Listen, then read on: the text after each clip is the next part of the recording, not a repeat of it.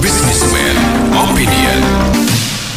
Mitra bisnis dimanapun Anda berada di Jakarta, Solo, Semarang, Surabaya, dan Yogyakarta, inilah Businessman Opinion. Presiden Prabowo memerintahkan Menteri ATR, Kepala BPN Nusron Wahid mempercepat tenggat waktu merebut tanah terlantar dari 587 hari menjadi 90 hari aja. Jika tanah tidak digunakan selama 2 tahun, maka akan dievaluasi, dicatatkan sebagai tanah terlantar hanya dalam 90 hari. Kemudian diberikan ke bank tanah untuk kembali didistribusikan kepada rakyat. Nah, mitra bisnis, apa komentar Anda mengenai merebut tanah terlantar selama 2 tahun untuk kembali diberikan ke rakyat hanya dalam waktu 90 hari saja ini? Silakan berikan komentar Anda di 021 509188877, WhatsApp call di 0816924924. Oh ya, sebenarnya itu nggak perlu khawatir. Saya kira nggak ada di negara di dunia ini yang sudah jadi haknya warga, ya, masyarakat sudah susah payah. Misalnya kita nyicil, ya, beli di mana lah, gunung satu tanah dengan nyicil, kemudian ya karena 2 tahun kan banyak masalah itu, kadang izinnya segala hal belum keluar, kan pasti belum digarap. Apakah itu mau disita kembali? Ya yang logis aja. Menurut saya sih nggak begitu, ya. Itu ya buat hak pengelolaan, misalnya mau di perkebunan atau apa, ya itu sah-sah aja, ya, karena gini, kita bicara yang pemain properti, ya, banyak sekali konglomerat itu kayanya dari begitu, karena dari awalnya mereka udah invest. Ya, kita ngomong dah BSD, ya, dulu kan pohon karet itu, Iya. ya, zaman 20-30 tahun lalu, ya, itu karet itu semua. Nah, kemudian begitu berubah peruntukan, boleh menjadi daerah pemukiman, dan mereka kaya raya, 1 meter dulu mungkin. Upaya untuk mendistribusikan lahan ini hal yang baik. Namun Pak Prabowo tentu harus paham, birokrat yang beliau pimpin ini birokrat dari negara miskin, gitu, ya. Kan Indonesia itu 68% penghasilannya di bawah kemiskinan menurut World Bank. Jadi birokrat yang datang dari negara miskin ini kadang-kadang oknumnya juga bermental calo, tukang olah, gitu. Kalau anak muda sekarang bilang, kalau lihat ada oknum Kanda, Abinda, siap dan mohon petunjuk, ini kan bahasa tukang olah. Nah, ini di tukang olah ini hati-hati bahwa dengan 90 hari bisa merampas, malah dijadikan pasal ini atau prosedur ini menjadi prosedur cari duit oleh oknum di badan pertanahan. Nusron bukannya pintar-pintar amat menurut saya secara subjektif. Kalau berbicara, Pak Nusron ini berani, punya integritas dan percaya diri, tapi secara substansi pemikirannya tentang bagaimana mekanisme aturan ini terjadi di lapangan itu enggak sepintar AHY menurut saya, ya. Menurut saya, kan boleh subjektif. Nah, oleh karena itu hati-hatilah, jangan sampai 90 hari ini malah terjadi masalah agraria baru, di mana orang yang sudah punya sertifikat atau tanah itu tanah ulayat, tanah adat dan sebagainya, malah dirampasi sembarangan. Kemudian diperhatikan juga, setelah diambil dan dikembalikan ke bank tanah, ke pemerintah, kemana mereka lego tanah ini? Apa benar ke rakyat? Rakyat yang beneran rakyat itu kan kualifikasinya harus ditentukan. Jangan nanti rakyatnya sebenarnya pengusaha-pengusaha properti atau calo-calo tanah, gitu, yang menggunakan KTP bodong, nomor rekening bodong, pinjam 2-3 lapis tangan di ujung, yang beli komariah, tapi yang bayar sebenarnya siapa, gitu, si pemilik modal ini. Jadi mereka bisa membuat 4 atau 5 lapis seolah-olah yang beli itu rakyat, kemudian nanti di nge-pull kembali dan di pullback ke dia, gitu. Ini juga harus diperhatikan. Kalau DPR kita harapkan untuk mengawasi ini, saya pribadi sih agak pesimis ya. Jadi media dan masyarakat harus memperhatikan ini. Karena sebenarnya kalau mau bicara merampas tanah, kemudian mendistribusikannya ke rakyat untuk kepentingan ekonomi rakyat, itu tanah-tanah sitaan hasil korupsi ya. Tanah-tanah pabrik yang ngemplang pajak itu pabrik-pabrik yang harusnya, atau tanah dan pabrik yang harusnya dilelang di badan, mungkin badan lelang negara, masih banyak itu belum jelas statusnya. Nggak tahu karena mereka ini takut sama pemilik tanah itu, jadi di status quo kan, tak bertuan kasusnya itu tidak dieksekusi, atau memang tidak ada yang follow up. Nah kalau tanah dan bangunan pabrik dan seterusnya itu yang dari pembakaran hutan, nggak bayar nggak bayar pajak sawit, kemudian lahan-lahan tambang yang ditinggal itu aja pun dieksekusi dengan baik oleh Nusron Wahid, so itu udah terbantu rakyat di sekitar situ. Nggak perlu mencari tanah-tanah baru yang dikatakan sebagai lahan tidur gitu. Karena kalau dibilang lahan tidur itu tidak milik perseorangan, tidak milik adat, ya memang secara melekat dia menjadi di bawah naungan negara gitu. Kalau sekarang kan yang mereka ingin lakukan ini adalah apapun tanah hutan, tanah yang nggak punya perorangan maupun perusahaan, mau saya sertifikatkan di bawah nama perorangan. Jadi negara tarik terus nanti disertifikatkan, mau itu ke yayasan, ke sekolah atau kemana gitu. Kan ini tindakan sertifikat mensertifikatkan, berarti kan penguasaan lahan nih ceritanya ini, pakai instrumen Badan Pertanahan Negara. Jadi mudah-mudahan tukang olah ya, oknum tukang olah Kanda, Adinda, pohon petunjuk, siap dan itu bisa diantisipasi dari awal. Karena dengan situasi 90 hari ini, wah hampir 99,9% mafia tanah seneng banget ini, dia akan main ke BPN untuk bisa mengambil tanah-tanah. Setelah diambil ke negara lagi kan harus didistribusikan, nah dilego gitu. Dia butuh berapa KTP, mau 1.000, mau 1.500 KTP atas nama rakyat miskin kan bisa dibuat. Uang laut di Jakarta Utara itu aja bisa bikin pagar lautnya, nggak ada yang sentuh sampai sekarang, nggak angkatan laut, nggak polisi, nggak juga badan pertanahan dan kemaritiman gitu. Jadi hati-hati dengan mafia tanah yang bisa mencari celah keuntungan dari itikat baik Pak Presiden. Terima kasih. Jadi langsung aja kita kalau memang nggak setuju, itu langsung ditolak aja, ditolak, rame-rame ditolak, seperti kita menyuarakan kemarin bahwasanya anggota DPR gajinya melimpah seperti itu. Nah, ditolak seperti itu aja. Jadi kebijakan-kebijakan pemerintah itu sebaiknya kalau memang tidak masuk akal dan tidak berdasar, itu ya langsung ditolak aja. Jadi jangan dibiarkan ini sampai disahkan. Kalau sampai disahkan, otomatis mereka nanti ngelunjak lagi, akan mengeluarkan undang-undang, aturan-aturan yang pastinya akan menyengsarakan rakyat. Kalau rakyat tidak melawan, pasti akan diinjak-injak terus, ditindas terus. Karena apa? Ciri-ciri londo ireng ya, londo ireng itu ya, kalau dulu kan londonya itu bule ya, londo putih ya. Kalau sekarang ini londonya ireng ya.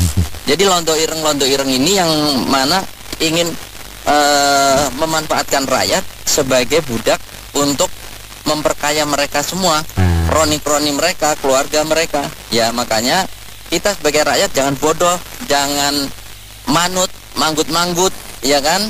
Tapi ngedumel di belakang. Kita berani perang-perang kalau perlu. Lawan. Itu yang perlu sekarang ini kita lakukan adalah lawan. Kalau memang pemerintah itu tidak pro rakyat atau tidak memperdulikan rakyat, ya sebaiknya kita lawan. Kalaupun perang, nggak apa-apa. Memang itu yang harus dilakukan oleh rakyat, karena kedaulatan Indonesia ini adalah milik rakyat, bukan mereka kelompok orang yang punya rencana jahat, punya rencana licik, ya, dengan modus-modusnya seperti kebijakan-kebijakan yang sangat menyusahkan masyarakat. Saya pikir kalau memang perlu perang, ya. Satu kata tolak. Tidak boleh itu disahkan. Nah, apa gunanya DPR itu di sana? Ya, mereka hanya makan gaji buta. Mereka hanya kong kali kong kompromi dengan para pengkhianat rakyat ya. Jadi saya pikir suarakan tolak saja, tolak begitu ya. Ini skemanya belum jelas banget dalam arti kata cara merampasnya, terus parameter rampasnya, ya kan, terus cara pendistribusiannya seperti apa. Nah, yang jadi kami kan kalau pertanyaannya, kami sudah beli tanah tersebut, punya sertifikat, ya kan, hak guna bangun, hak guna usaha dan segala macam. Iya. Andai kata kami nggak bisa gunakan itu dalam waktu jangka dekat, contohnya ada developer, tanahnya sebanyak tuh, Pak Prabowo juga mungkin punya tanah banyak tuh di Kalimantan, ya kan? Kalau nggak digunakan, apa yakin mau disita buat negara? Dari mulai Pak Prabowo dulu deh, ya kan? Jadi jangan rakyat dulu gitu ya? Iya, jangan ngomong gara buat jadi buat IKN segala macam, ya gitu kan? Ayo jadi Pak Prabowo kan banyak tanah tuh, dari manfaatkan nggak digunakan. Ya kan, bisa tak itu disita buat negara, ya, gitu loh Pak. Yang kedua, kami sudah beli, sudah punya sertifikat AJB, bahasanya tanah itu kosong, kami nggak mau bangun dulu. Bahasanya kita tahu lagi ngumpulin duit deh. Ya kan? Atau nunggu pengembangan harga tanah gitu ya? Iya. Disita. Ya kalau memang disita, ya enak banget dong negara. Kita udah beli tanah itu loh, bukan yang ngerampok loh. Nah, itu juga jelas nih, jangan main-main itu. Jadi ini ketahuan nih kayaknya apa ya, kok jadi semena-mena dalam arti kata seenak gue gitu loh. Ya kalau memang itu tanah ini kalau memang milik negara, ya buat apa ada sertifikat hak milik? Gitu loh. Ini kan kayak mau akal-akalan aja gitu loh kan bahasanya. Ya. Terus yang justru yang mesti dirapikan itu adalah tanah-tanah yang tadi itu yang hak guna pakai yang di Badan Pertanahan Nasional itu BPN itu pakai mafia tanah itu yang harus disikat gitu loh, ya kan? Jangan lewat tanah rakyat yang sudah dibeli dengan wilayahnya, yang jelas sudah punya sertifikat, ya kan? Tiba-tiba diambil. Dalam arti kata ini nggak dipakai selama 2 tahun, enak bener, gitu. Terus didistribusikan ke rakyat lagi. Nah, yang didistribusikannya pengertian gimana? Dijual kembali gitu. Aduh, uangnya untuk siapa gitu? Iya, enak kalau begitu. Tapi kan nggak dipakai lagi gitu. Jadi jangan melemparkan isu, ya kan, melemparkan ide, tapi idenya nggak cemerlang gitu loh. Dalam arti kata, coba duduk bersama, kan, rapingkan itu dengan rakyat. Kita dengar dong kalau misalnya rakyat seperti apa sih? Ya ini mau dari pejabat kita, pejabat pemerintah, pejabat DPR, itu semua kalau bikin ide itu otak gitu loh, ya kan? Cuma bikin ide tapi nggak dilempar ke masyarakat atau udah jadi aja. Oh nanti kita kali ini dengar pendapat cuma udah jadi ketok palu dengan pendapat buat apa gitu loh, ya kan? Itu bukan begitu caranya gitu loh. Kalau memang makanya birokrasi kita tuh terlalu apa ya, bisa dibilang terlalu kebanyakan birokrasi yang nggak jelas, ya kan? Mobilnya harus dengan pendapat tapi hanya mendengarkan satu sisi yang notabene nggak diambil jangka waktu yang panjang, ya padahal kan pembahasan kata rapat-rapat itu di DPR itu panjang banget, berbelit-belit, berwaktu-waktu, bermiliar-miliaran duit yang sudah keluar, tapi hasilnya kayaknya masih 4-0 besar ya buat rakyat gitu loh. Dan lagi tambahan ini ide yang otak lagi dapat dari Pak Prabowo gitu kan, merampas tanah rakyat, ya kan? Selama kalau itu parameternya jelas, segala sesuatunya jelas dan bisa diakseptasi penuh sama masyarakat, ya kita duduk bersama, kita bahas bersama aturan pemainnya gimana Pak, gitu loh. Jadi jangan hanya rakyat doang, pemerintah pun juga harus disikat tanahnya kosong, gitu loh. Karena kok jadi saya bingung ya, ini negara bukan mensejahterakan rakyat, kok jadi merampok haknya rakyat ya. Apa tuh menterinya Pak Prabowo kurang kerjaan apa gimana gitu loh. Masih banyak hal-hal yang bisa diberesin, yang harusnya dibenerin. Kok hak-hak rakyat dirampok? Saya juga kadang bingung. Itu kalau bilang tanah itu banyak tuh di Selipi, di Segitiga Emas yang tanah-tanah terlantar milik perusahaan tuh banyak. Kenapa nggak diambil aja sekalian deh? Terus kedua, itu DPR ya, hal-hal nggak penting juga masih dibahas. Hal yang penting seharusnya yang harus bisa dibahas tidak dibahas, tidak disahkan undang-undangnya. Saya kadang bingung, ini negara para pejabatnya segitu banyak, kerjanya bener gak sih ya? Nggak bisa kerja apa gimana gitu loh. Kan kadang-kadang tanah-tanah itu kan bukan cuman untuk ya mereka bisa ada masalah di tanah itu, misalnya kayak warisan atau apapun lah, mereka punya masalah. Kenapa sih harus seperti itu ya dilakukan? Itu kan sama aja merampok hak yang bukan punya negara. Iya. Itu aja sih Mbak. Itu ya, saya juga bingung, nggak ngerti kadang-kadang negaranya maunya kemana sekarang, bukan tambah bagus, tambah maju, malah tambah berantakan. Rakyatnya sengsara, kasihan. Saya hanya mau menggarisbawain aja. Jadi jangan sampai orang yang mendengarkan topik ini jadi gagal paham. Nggak seleperlek begitulah mengartikannya bahwa tanah itu pasti kalau nganggur selama sekian lama akan juga enggak. Ya. Jadi itu ada penjelasan yang mana silakan pada buka aja di ChatGPT atau mungkin boleh juga di aturan yang sebenarnya itu seperti apa. Jadi itu tanah-tanah di sepanjang Jalan Sudirman, Tamrin itu kalau mau disita, wah itu kaya raya itu negara. Tapi nggak bisa. Kenapa? Nah, lihat dulu kepemilikannya. Ada namanya HGB, ada namanya pokoknya ada semua di ATR. Nah, silakan aja ya semuanya biar nggak gagal paham. Buka dulu linknya ATR. Jadi yang akan disita itu yang seperti apa gitu. Rakyat PAN bukan koruptor. Biarin dia punya tanah misalnya 2 tahun belum 3 tahun belum dibangun, mungkin lagi kumpulin duitnya PAN dipajak-pajakin mulu. Tapi paling penting PAN dia bukan koruptor. Iya. Ya kalau koruptor ini mesti diambil semua dong. Itu termasuk nggak yang di PIK 2 tanah telantar banyak, bukan main. Termasuk nggak yang di IKN, masih banyak tuh tanah telantar lebih kali berapa tahun tuh. Ya kalau rakyat punya kan seenggak-enggaknya ada 1-2 biji yang dia belum bangun, mungkin lagi kumpulin duit PAN. Mbak lagian dia bukan koruptor PAN. Jadi kok kutik-kutik rakyat yang bukan koruptor dong, dia rampas. Itu jadi matanya juling apa gimana dia? Udah gitu dong ya.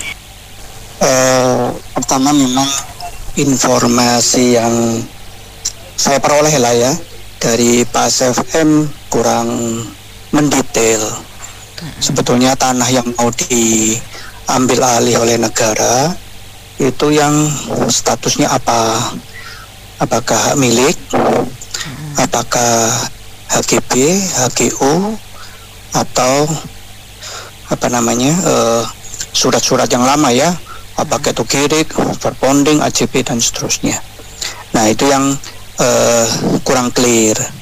Nah ini kalau menurut pemikiran saya ya, dari data yang kurang jelas itu kemungkinan adalah tanah-tanah yang dimiliki oleh pengusaha ya, apakah itu terutama HGU mungkin ya, kan banyak sekali ya pengusaha-pengusaha misalnya sudah minta izin untuk membuka lahan, membuka perkebunan dan seterusnya, tapi belum digarap sampai bertahun-tahun. Dan kalau misalnya ada masyarakat, apakah itu masyarakat adat, masyarakat setempat, transmigran, mengambil sebagian untuk ditanami dan seterusnya, mereka akan bereaksi, mempolisikan dan seterusnya. Nah, itu sebetulnya mungkin ya, itu yang tidak dikehendaki oleh pemerintah, dalam hal ini presiden. Ya, mungkin beliau menginginkan kalau itu tanah bisa dimanfaatkan semaksimal mungkin oleh masyarakat sekitar, itu akan meningkatkan ekonomi.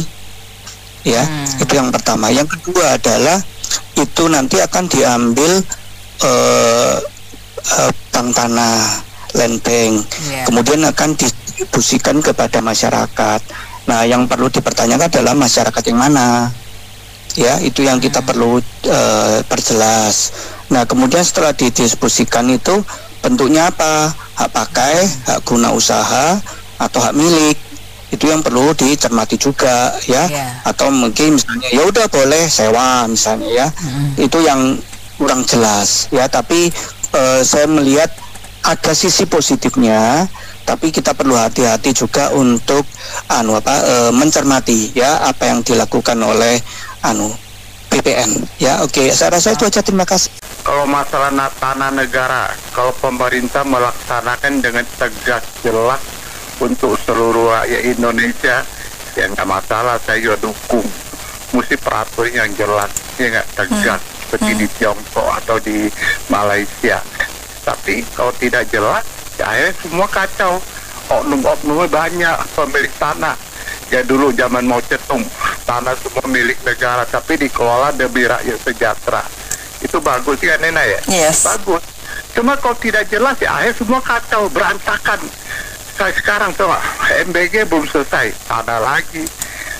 3 juta rumah belum selesai, tanah lagi. Ya enggak, rumah rakyat belum sekolah rakyat belum selesai, tanah lagi. Beresin satu persatu dong, memang bagus. Ya enggak, sekarang contoh, ibu kota di mana? Saya juga bingung, bener nggak? Kan? Kacau kan? Pemerintah itu kan memang nggak ada kejelasan ya. Artinya gini, dua hal yang berbeda, terlantar dengan yang tidak tidak tertib administrasi. Tadi kan Nena bilang ini untuk penertiban administrasi. Kalau administrasi itu kan bukan berarti itu tanah terlantar atau tidak, Nen. Ada yang tanah lengkap suratnya, sudah hak kepemilikannya jelas, tapi memang belum bisa diapa-apain gitu loh. Kita belum ada rencana mau buat apa gitu. Ini kan memang ibaratnya nggak digunakan gitu. Tetapi ada tanah yang daya gunakan ya mungkin untuk peternakan atau perkebunan, tapi administrasinya dia memang tidak ada. Nah di sini pemerintah harus menjelaskan gitu, dia maunya kemana nih, arahnya kemana? Apa mau menertibkan administrasi, artinya semuanya harus bersertifikat kan gitu. Dan itu juga waktunya nggak bisa cuma dipersingkat sekian atau cuma 90 hari misalnya. Nah kalau memang mau yang repot ini kalau soal keterlantaran ini, karena kan Indonesia ini nggak semuanya seperti Jakarta. Kalau di Jakarta punya tanah aman lah, nggak usah ribet, kita nggak usah apa-apain buat lahan parkir laku, kita nggak usah apa-apain dibikin kontrakan petak-petak bisa. Tapi kalau di daerah kayak aku punya itu bingung mau diapain gitu, mau dibikin kontrakan juga nggak ada yang masuk kan gitu, mau dibuat parkir ya siapa yang mau parkir gitu. Jadi ini komunikasinya memang agak membingungkan gitu, dan ini bisa dimanfaatkan oleh orang-orang yang pintar tapi jahat. Di daerah itu kan banyak, dia pintar tapi jahat, jadi membodohi orang yang bodoh gitu, Nen. Dia menakut-nakuti rakyat kecil akhirnya. Itu yang harus diperjelas gitu. Kalau memang, karena kan di Jakarta ini AJB aja tidak diakui, Nen, untuk masuk ke bank itu harus sertifikat gitu kan. Beda sama 2-3 tahun yang lalu, AJB masih bisa digadaikan, sekarang nggak bisa gitu. Nah maunya ke arah mana? Ya pertanyaan saya itu, ini pemerintah maunya kemana sih? Jangan nyenengin belum, nyusahin udah gitu. Kalau aku bilang nih pemerintah sekarang kan akhir-akhir ini ya, nyusahinnya enggak, mensejahterakannya nggak bisa, tapi nyusahin terus kerjaannya gitu. Nyusahin mulu, bikin pusing mulu. Urusan satu belum selesai, datang lagi yang baru lagi gitu. Kalau emang mau dibuat sertifikat, ya mau dibuat kayak kemarin terjadi pemutihannya yang di Jakarta itu kan banyak. Itu pun masih diminta surat biaya ukur katanya. Masih kena tuh, Nen. Ada yang jutaan, ada yang ratusan masing-masing gitu. Jadi ini memang sosialisasinya harus jelas mau kemana. Kalau mau ditertibkan administrasinya, ya ayo kita semuanya buat sertifikat. Semahal apa deh gue bikin, asal jangan diambil punya gue gitu. Tapi kalau mau harus dibuat apa, saya terus terang nyerah. Saya bingung mau diapain, gue bingung tuh tempat mau gue apain. Jadi saya pikir tanah yang akan diambil alih oleh pemerintah itu tentu saja tanah-tanah yang menjadi milik negara ya, bukan tanahnya masyarakat gitu. Sebab begini Mbak Nena, kalau kita perhatikan untuk pembangunan infrastruktur pemerintah saja, itu tanah milik rakyat dibeli oleh negara. Jadi bagaimana mungkin rakyat akan yang sudah memiliki sah tanah mereka ya, sertifikat hak milik, itu kemudian akan diambil alih oleh pemerintah.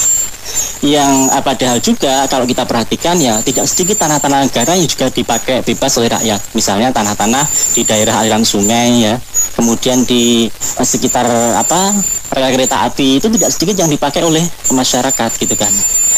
Ada juga tanah-tanah milik institusi pemerintah, misalnya seperti di sini ya ada tanah milik TNI itu ya yang akan dipakai untuk satu kolam penampungan air hujan ketika untuk menanggulangi banjir yang mungkin akan sempat terjadi di RT-RT di sekitarnya situ. Nah, jadi saya pikir kalau pemerintah akan mengambil langkah penertiban tanah-tanah itu tanah milik negara, bukan tanah milik masyarakat. Bukan tanah milik masyarakat.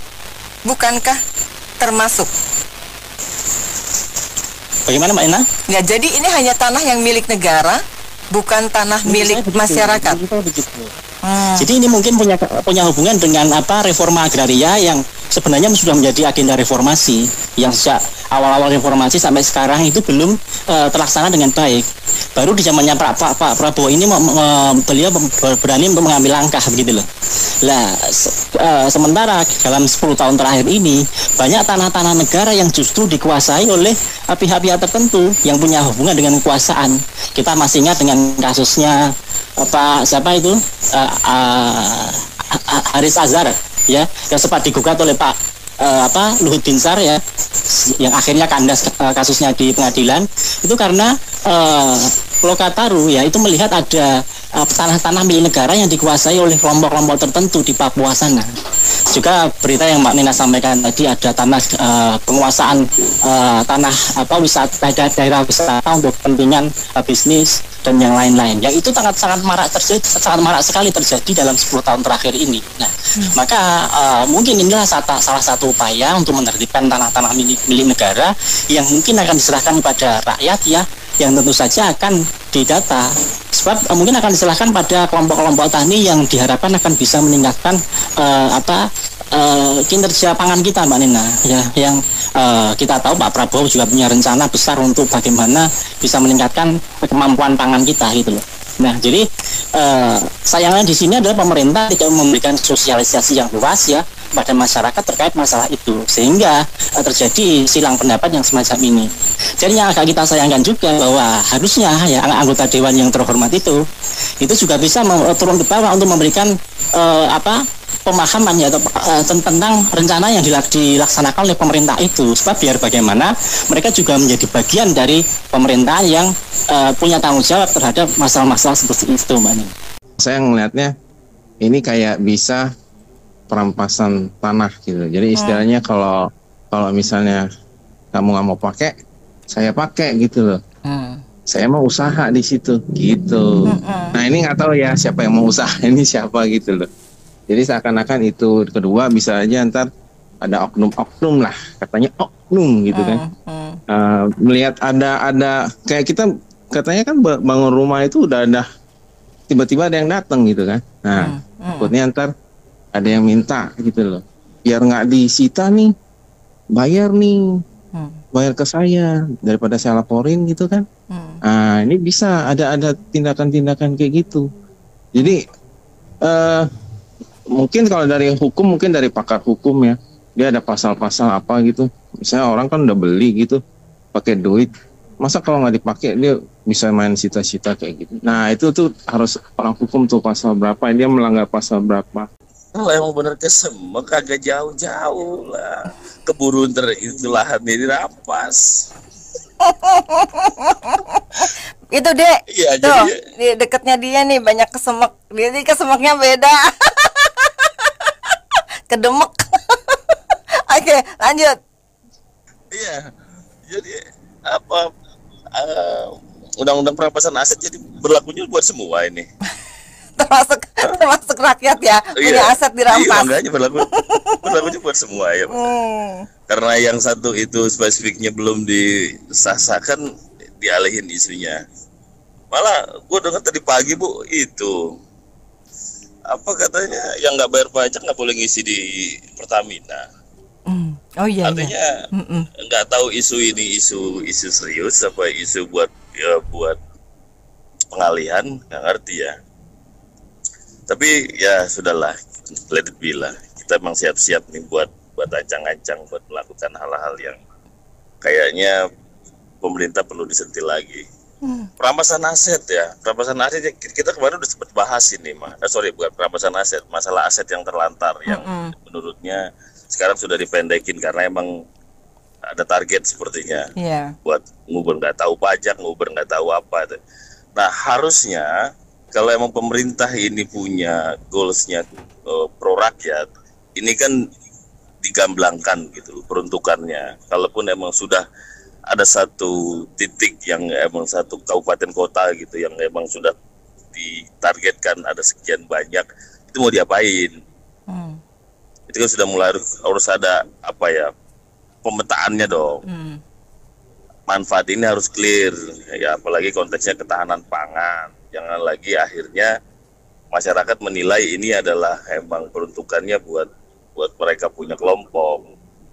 Itu lagi-lagi nyakitin. Kami pun juga sudah koordinasi sama kanan kiri yang kebetulan ada aset-aset yang jadi garapan teman-teman petani itu sudah mulai ngobrolin masalah bagaimana buat pemanfaatan. Emang bagus Bu, emang bagus. Dipertemukan yang tadinya itu nggak pernah tahu ini siapa yang punya, mereka akhirnya datang matok gitu kan, magerin, terus datang ke kami buat mungkin nggak bisa dimanfaatin ini barang, bagaimana perhitungan, bagaimana siapa yang bertanggung jawab. Itu sudah akhirnya emang mulai. Nah kalau itu terjadi dan sudah dibakukan, pemerintah pun punya willingnya nggak bagus buat ke depan yang nggak ada bau-bau ini yang tadi 60 orang itu. Saya rasa ini menarik gitu loh, buat emang patut buat difikskan lah buat maksudnya tertib administratif ya, tertib administratif, jadi biar itu kemudian jelas ini punya siapa. Terus ya begitu. Jadi kalau emang ini betul jadi program pemerintah yang pro rakyat, harusnya ini digambarkan jelas supaya nggak ada pihak-pihak, nggak ada kota atau kabupaten yang mulai nakal dan akhirnya ngegemukin kantong kelompok-kelompok tertentu. Keywordnya sebenarnya di terlantarnya ya Kak ya. Nah terlantar, jadi masih ambigu banget sih ngelihatnya ya Kak. Cuman ya itulah, kalau kita berhadapan sama aparat tahu sendirilah, sama mereka bisa dipelintir kanan pelintir kiri yang nanti UUD lagi ya nggak. Jadi ajang buat pemerasan lah. Jadi saya ngelihatnya gini, Pak Presiden ini sebenarnya ada permasalahan Kak di komunikasi publik yang akhirnya ditangkapnya nggak bagus. Belum lagi koordinasi ke menteri-menterinya juga berantakan saya lihat. Ya, lihat aja program dia di BGN kan berantakan sekali Kak. Menunjukkan bahwa ya, dia nggak koordinasi baik, dia nggak punya visi, dia nggak punya program, dia nggak tahu apa yang mesti dia kerjain, dia cuma taunya MBG titik, habis itu terserah dah. Jadi nggak punya view ke depan, ngelihatnya sih gitu Kak. Terus komunikasinya juga buruk. Jadi akhirnya publik nangkepnya sesuatu yang karena buruk ya di digest sedemikian rupa oleh publik. Publik digestnya jadinya akhirnya kemana-mana nih barang gitu. Dan kita lihat juga akhirnya apa yang terjadi, kayak MBG lah yang paling rame di BGN, semua orang-orang purnawirawan Kak, Masya Allah. Makanya saya taruh siapa ahli gizi S1, S2, S3 yang duduk di situ. Ada yang ahli serangga lah, ada yang ahli, aduh nggak tahu lah, mungkin mau dikasih makan belatung, mungkin dampak dari ahli serangga kali ya. Mungkin mau dicek membahayakan nggak itu belatung. Nah itu dia. Makanya saya bilang buruk dieksekusi, buruk semuanya lah. Saya bukan sedang menjelekan ya Pak, mohon maaf. Tapi kalau begini sih, jadinya kan hal yang mungkin kelihatan bagus, jadinya kacau ini di bawah. Harusnya kayak bicaranya seperti gini. Negara punya tanah yang terlantar. Jadi boleh dipakai oleh rakyat. Nah, itu hore-hore ya, itu mah hore-hore. Nah, itu maksud saya, ketika you buruk di semua sisi, perbaiki dong Pak. Kayak saya bilang kemarin, Pak Prabowo, lu jangan pidato lah di luar Pak. masih bagusan si Najwa Shihab yang pidato. Bapak pulang aja beresin PR di rumah, Pak. Ya nggak? PR-nya berantakan nih, Pak. Rumah lagi kacau balau. Piring terbang kemana-mana, sendok kemana-mana, kan gitu. Ini Bapak pulang, beresin, jangan nginep di hotel mewah, Pak. Yang semalamnya 25.000 itu US dollar, ya nggak? Nah, sekarang gini, publik jadinya balik bertanya, tanah Bapak udah dikembalikan belum? Yang dikuasai sejak era mertua Bapak dulu.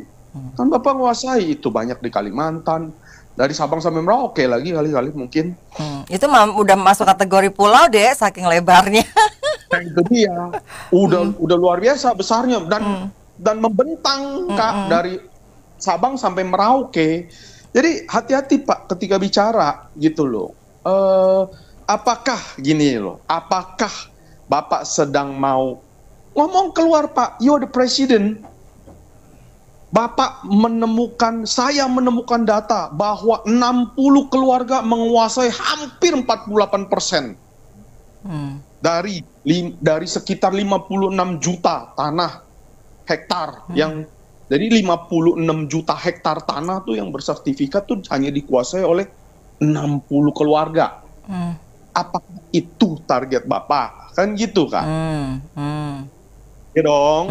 Atau Bapak bisa bilang, saya menemukan data 70 juta hektar tanah yang non-hutan, di mana 46%-nya dikuasai 60 keluarga. Ya, itu jelas ya, very clear ya. Jadi tujuannya mau kemana? Clear komunikasi inilah yang harus Bapak bangun. Bapak udah 1 tahun, Pak, jadi presiden. Masya Allah, masa gue diajarin mulu, ya nggak?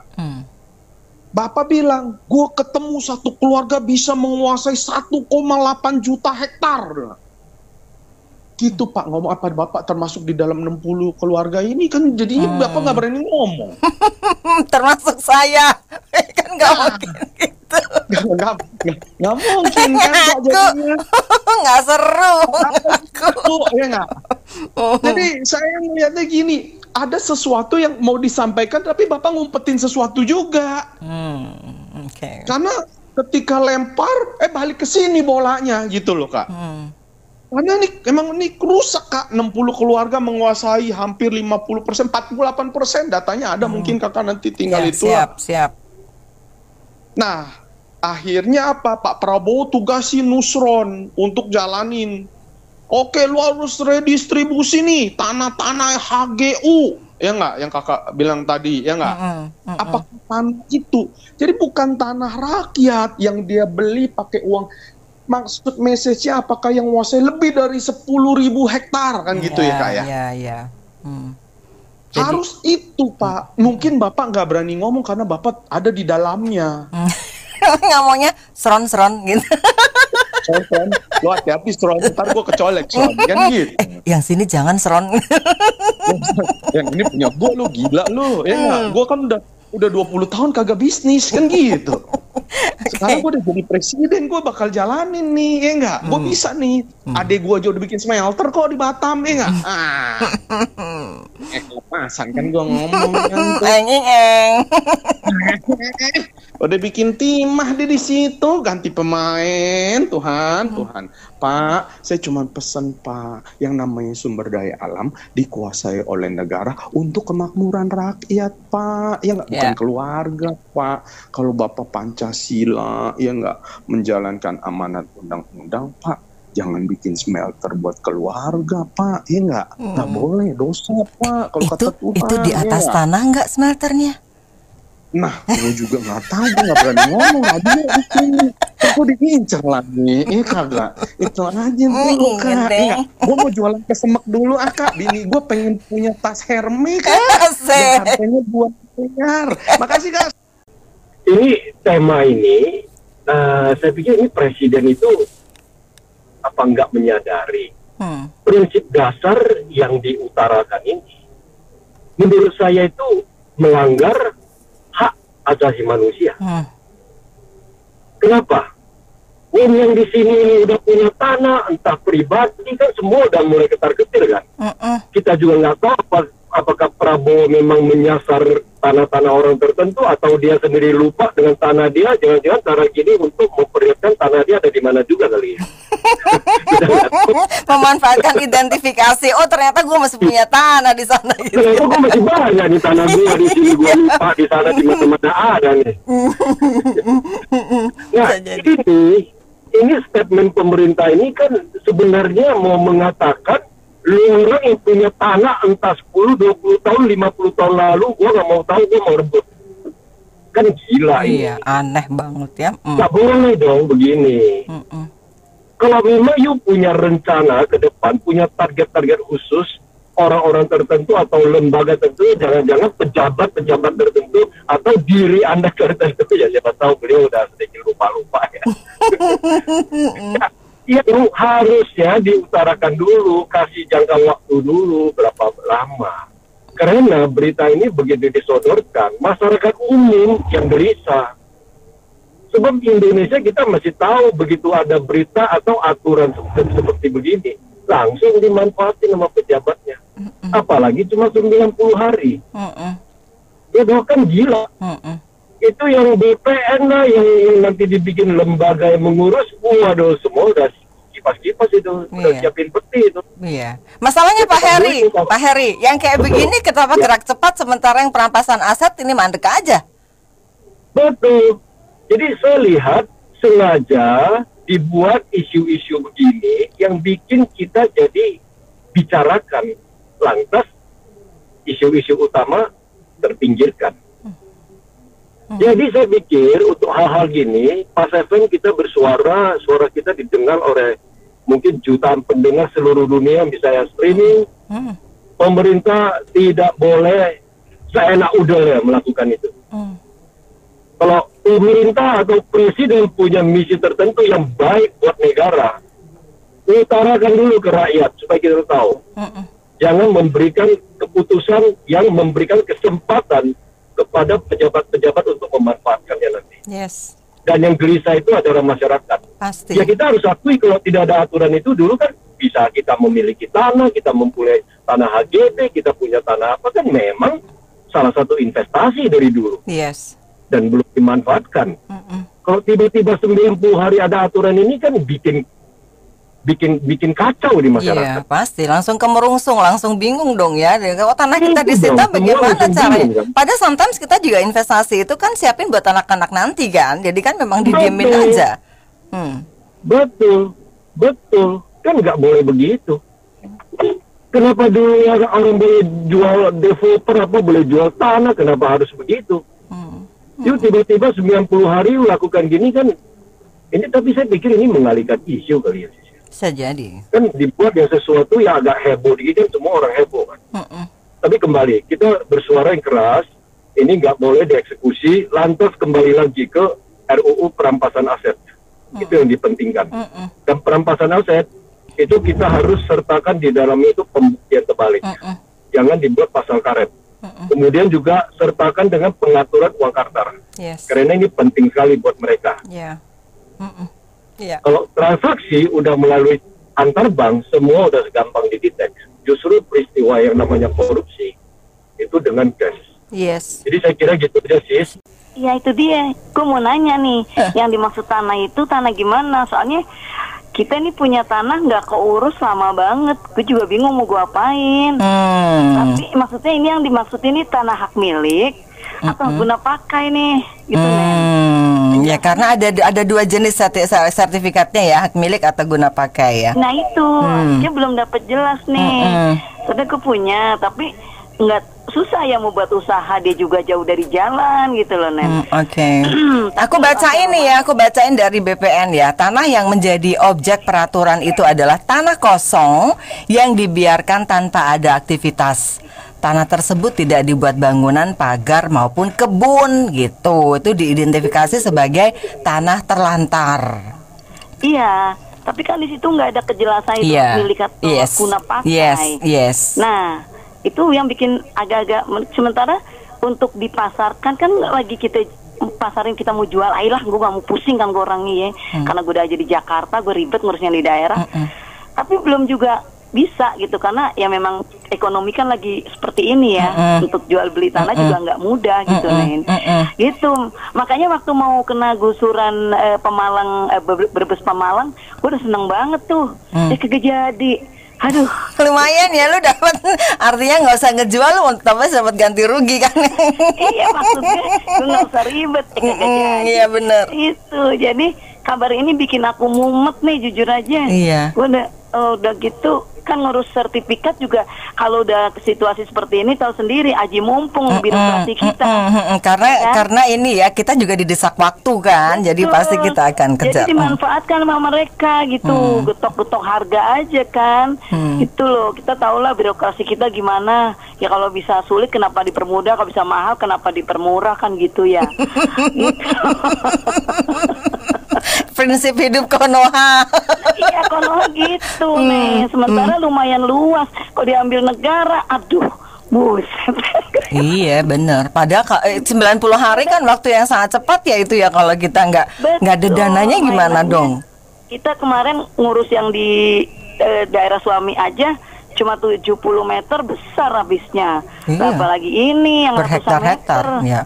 Itu loh. Jadi saya tuh sekarang ini jujur nih punya tanah bikin gue puyeng. Karena gue mikir yang punya tanah puyeng, yang nggak punya gimana?